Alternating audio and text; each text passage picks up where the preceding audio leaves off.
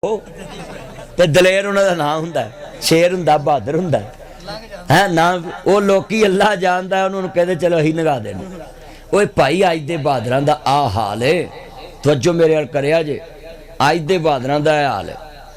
साडा खान ही वेख लो किड्डा बहादुर है। जदों वो आंदे इलैक्शन कराओ तो कराए नहीं, हुण उन्हां नूं आंदा है ये करा दो। मझ वेच के घोड़ी लई, दुध पीनों गई लिद्द सुटनी पई।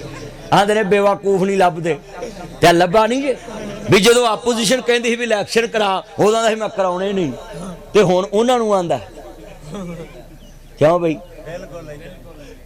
एदू वड्डी कोई बेवकूफी हैगी। ते साडे जिहड़े आ मुंड पार्टी अजे भी आंदे ने असीं खान दे नाल खड़े, ते इहनूं तुसीं म्यूजियम च रखो, संदूक च पावे घर रखो, लमारी च आउंदे जांदे खान साहब दी जियारत करया करो। सच्ची गल कर रहा मैं। वो दसो इस तो भी दुनिया के उत्ते कोई बेवकूफी वाली गल है भी जो अपने कोल हुकूमत सी उदों अपोजिशन आंदी ही इलैक्शन कराओ, तो आंदा मैं नहीं कराने, आखिरी गेंद तक। हाँ अगले धक्का दे के खड़िया। रात के 11:15 बजे कोई हुक्मरान कदी गया?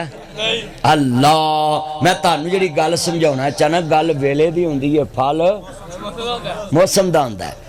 इन्हें वेले दे उत्ते काम ही नहीं कीते ते हुण अच्छा किड्डी बुद्धू कौम है, विच कोई बैठा तो मैं माफ़ी चाहुंदा है, ये किड्डी बुद्धू कौम है। 3.5 साल बाद उन्होंने ये नहीं पूछा भी तू साडे लई बनाया की, उन्होंने आखन दे असीं फिर तेनों लियाउणा है।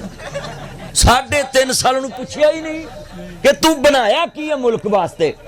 1 अरब रुपया वो जहाज ते लगा, जहाज नूं लिजाण वास्ते जहाज विच 1 अरब रुपया लगा। किन्ने रुपया? हाय हाय हाय।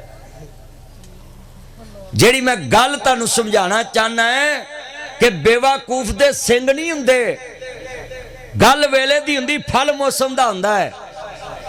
ये आपस में एक दूजे को गद्दार कहते हो। कल अमेरिकी सनेटर नूं मिलन दिया सी ते साडे एक दूजे नूं आंदे ने अमरीका दी साजिश है, ते तुसीं इहनूं क्यों भाया सी अपने दफ्तर च? एक कौम नूं पागल बनाया है बस।